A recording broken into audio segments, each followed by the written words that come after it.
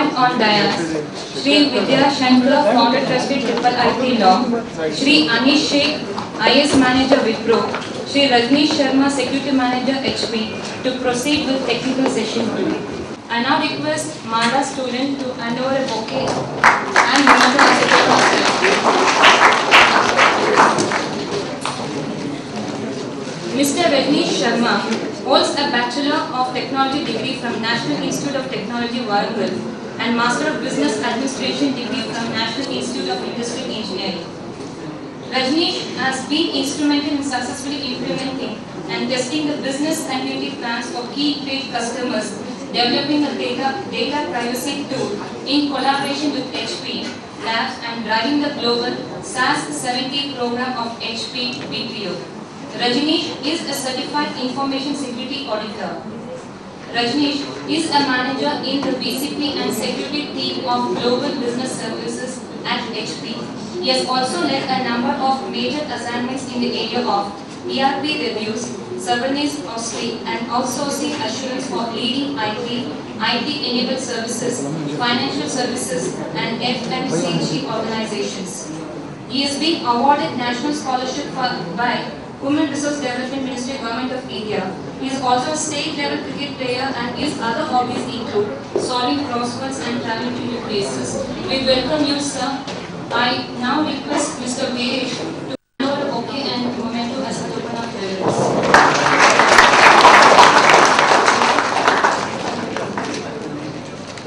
Shri N. Vidya Shankar, who has completed his master degree in mathematics, graduated in law, and also pursued PG diploma in HR management and French. He served with RBI for 25 years as manager and vigilance officer, and also acting as a legal consultant for a couple of software companies. He is actively participating as a managing trustee of Sujitra Cinema and Cultural Academy. He is presently serving as a founding trustee of Triple IT Law and also as Secretary for Justice, B.K. Somshekhar Commission of Enquiry. We welcome you, sir. I now request Vedanayaki to please hand over a bouquet and a memento as a token of reverence.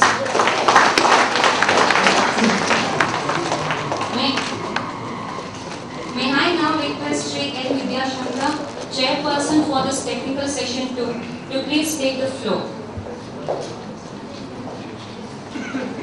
Good evening, ladies and gentlemen. Actually, we are running behind schedule for almost more than an hour, I think, an hour and a half. So I don't want to test too much of your patience, and I talk very less. Essentially, because I'm in a session where I'm a stranger in a sense. I'm sitting between two technical people. Even though I am also partly involved with the IT industry, I myself have I promoted a software company on healthcare. So this is not my area actually. But healthcare also, we have a lot of security issues today. First, I will be requesting both of them to speak, and I want to restrict this session to about 45 minutes to 1 hour, not more than an hour. As far as possible, I would like to restrict it to 45 minutes. Being a part of some of the corporate culture, I would definitely restrict it to 40 minutes to 1 hour. Okay. Now it's about 3:15. By 4, we would like to, not later than 4:15, but 4 would be my target. And since Mr. Sanjay Veer Singh was supposed to present one paper on challenges to law enforcement through privacy, some of the issues in law regarding enforcement I will be touching in my final concluding session.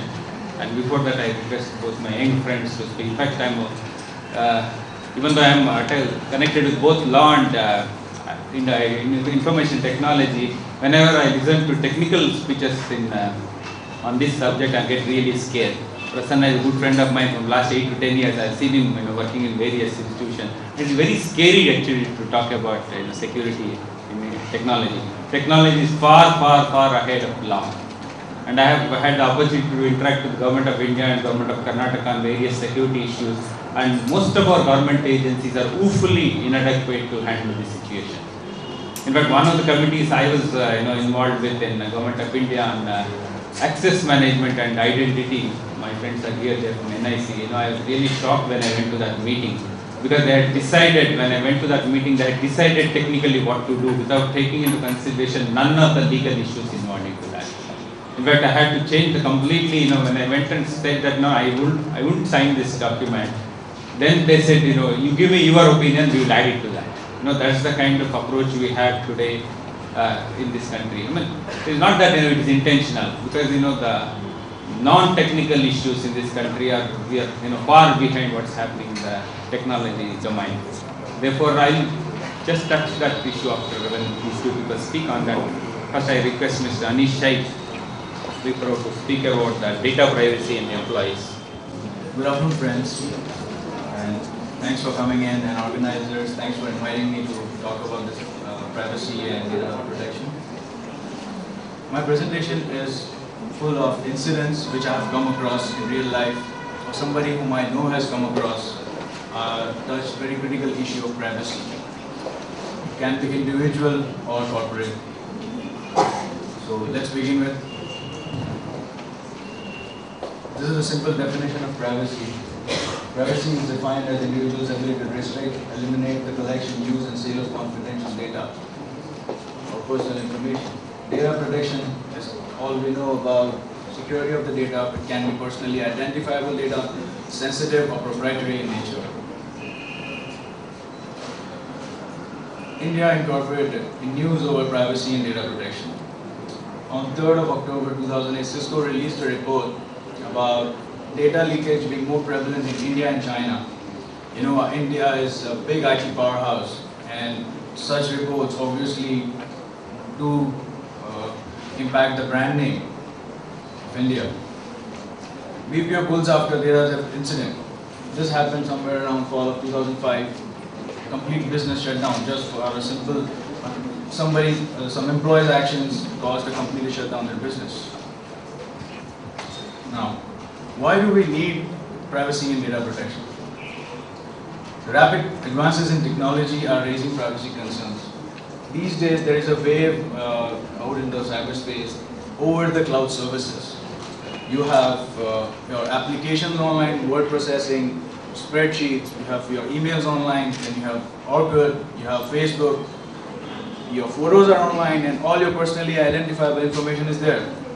And it's very easy to get details on somebody. And the data sharing that is happening between parties can be for advertising purpose, it can be for any legitimate purpose like recovery agents. There is an incident I would like to recall which I came across recently. There was this guy, he was working in an IT company somewhere in around 2001, and he got a credit card, and he made a purchase of somewhere around 10,000 rupees, and he was presented with a bill of 14,500. He refused to pay the bill. Then he always said no. The recovery agents came to his home and he didn't agree to it. He said, I'm not paying unless and until you give me the correct bill. After a few years, he moved to some other company. Then now again he moved to some other company. And from the third or fourth company, he was sent on site to work on client's location. And all of a sudden, out of blue, somebody from the bank's executives back here in India called up the UK guys, the client for whom which he was working, and said he's a defaulter and things like that. He was immediately asked to pack his bag and he was sent back to India. Now, how did they get to know that he's in UK? He never said that. His parents never respond to the calls from banks. It was simple. The recovery agents went to Orkut.com, typed his email address, his name, and they found it in there. And one of his friends was willing to give away his details, saying, okay, he's working with that company and he's in UK. Eventually, he was the guy who got fired, but the bad name was, who got the bad name was the company back here in India, the IT service provider. Cellular companies, the moment you buy a new SIM card, you start getting calls from N number of companies asking you to buy credit cards, to insurance products and things like that. This is breach of privacy. These things are raising privacy concerns, and that's the reason we are discussing this bill here. What are the things that data privacy impacts or touches upon? It can make or break your brand name. if you have a lot of incidents out in the media, it surely breaks your brand name. Second thing is privacy will make you change how you and your company handles data. How they are going to deal with it, who has access to it, the access is also classified into modification, who has modified access, who has read-only access, who has access to make backups, who can shred the data after the retention period is over and things like that. You need to take care of a lot of requirements like data export law, data transfer law, according to the US and European countries, because most of the revenues are coming from there. It does have a financial impact, like you need to buy software, so you need to buy a lot of encryption tools. Implementation costs go up, maintenance costs go up.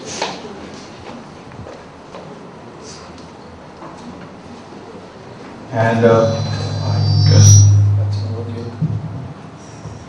And what are some of the consequences of privacy and data protection failures? Your company might lose a project.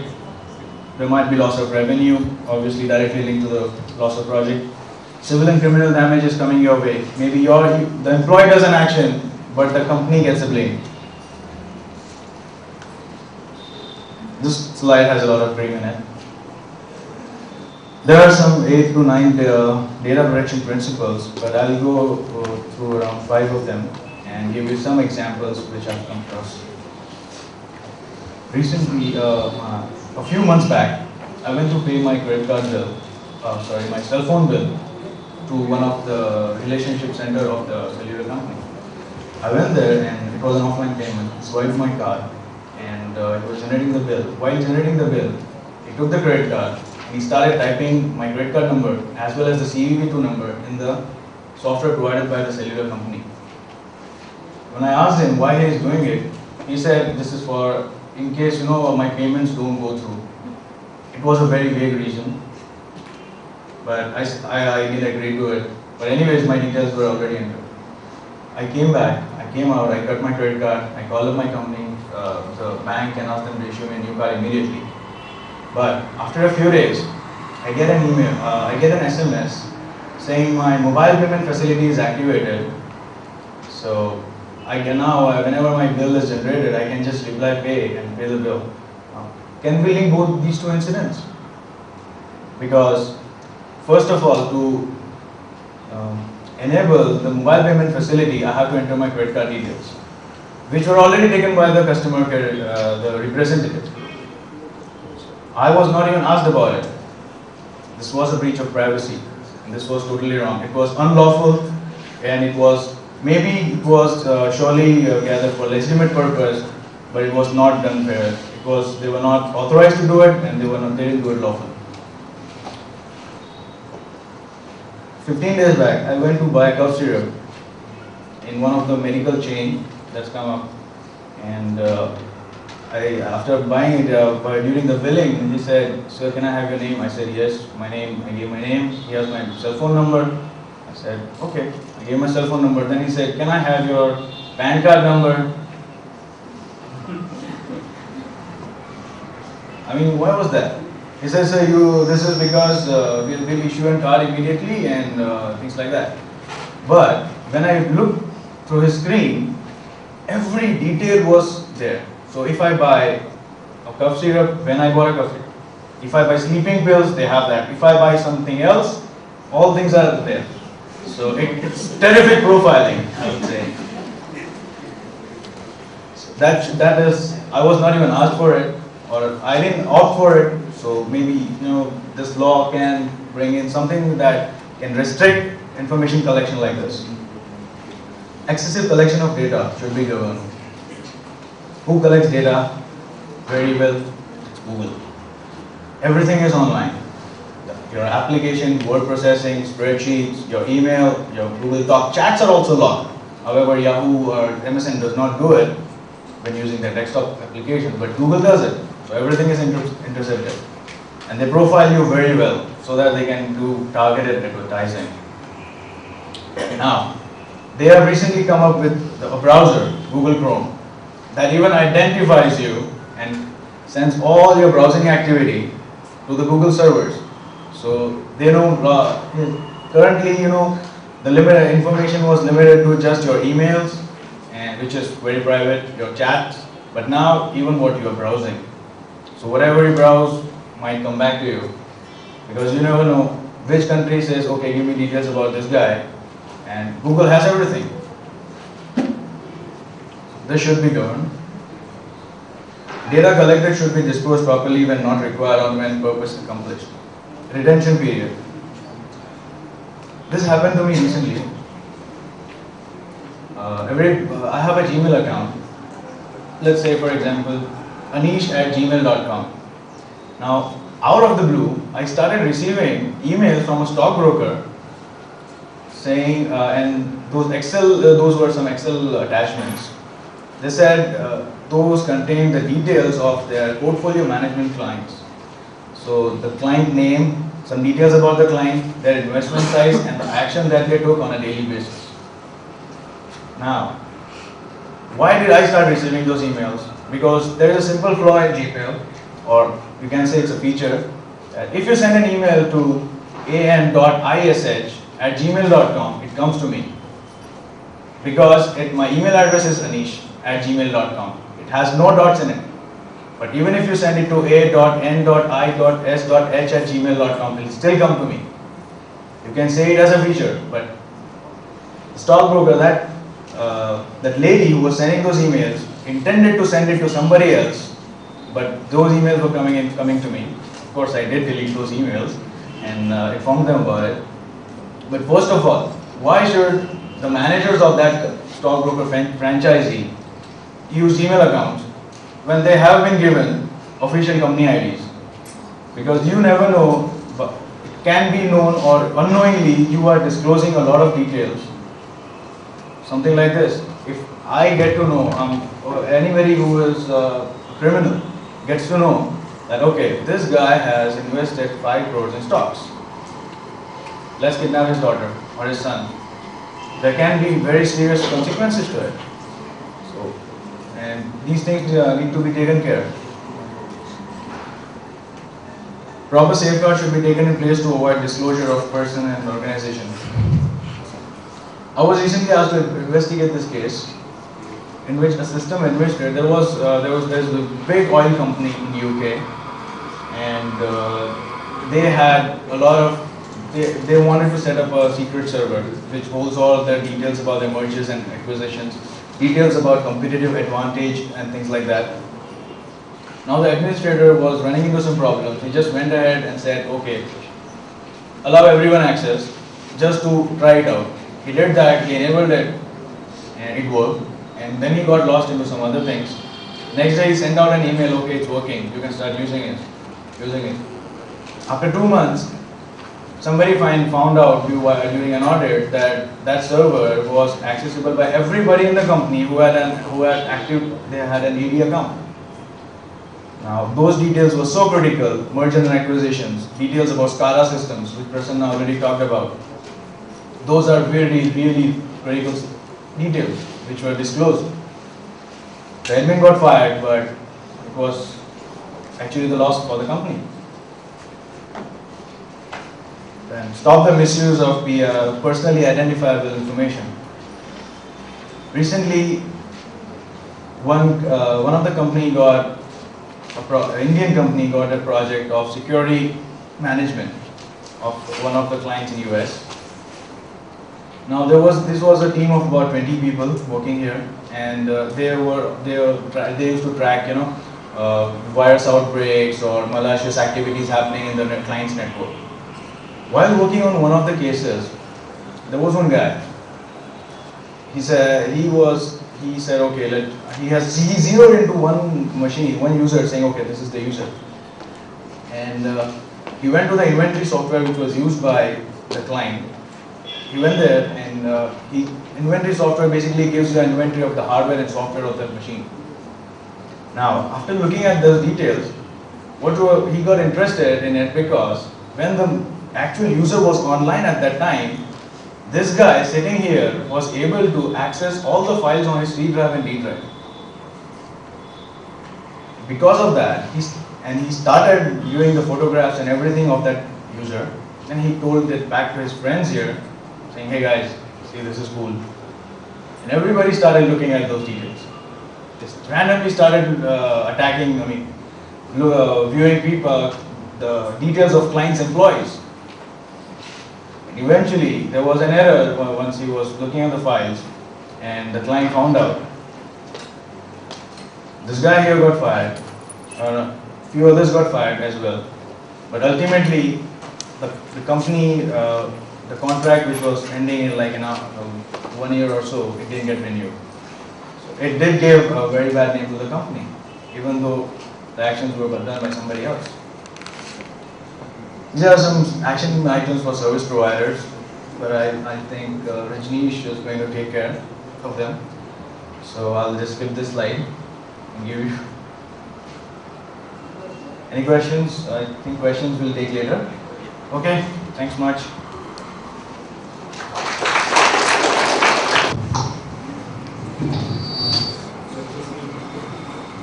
Thank you, Sushil. In the other side of it, what Prasanna spoke about earlier is about information used at a very macro level at the requirement, and what Sheikh is talking about individuals, collecting. Actually, we give voluntarily a lot of information without knowing it. This is a very most important thing which all of us should be aware of. We are ready to give our information. We are very happy to present ourselves to another person. When somebody asks you about your profile, we give more than what actually we are. That's the problem. Even when you go to a shopping complex, we tend to give what you are, how many credit cards you have. All these things are there. I think he has made very valid points about that.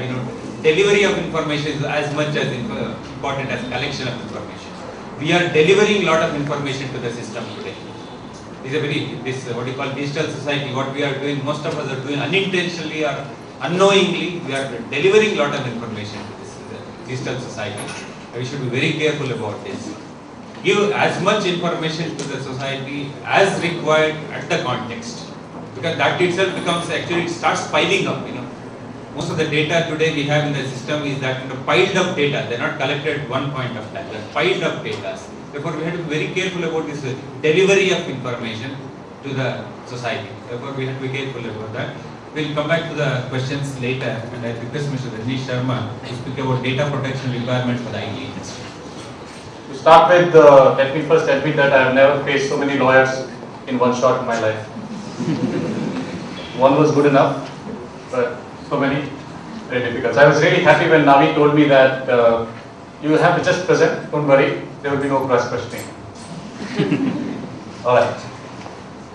So what I will be talking about today is an IT perspective of what pains the IT industry goes through when we deal with data privacy.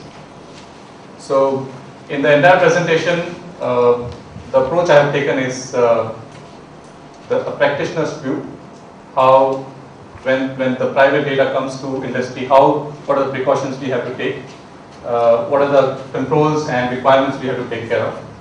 And in the presentation, at the right moment, right places, I have placed the need of a data protection law in India, which we know that it's available in most of the European countries because it's a basic human right there, and a lot of other places these laws are already there.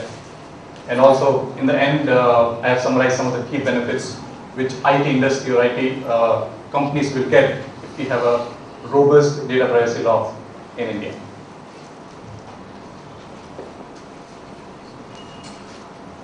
So before I go ahead, let me just remove one point of confusion here. Okay.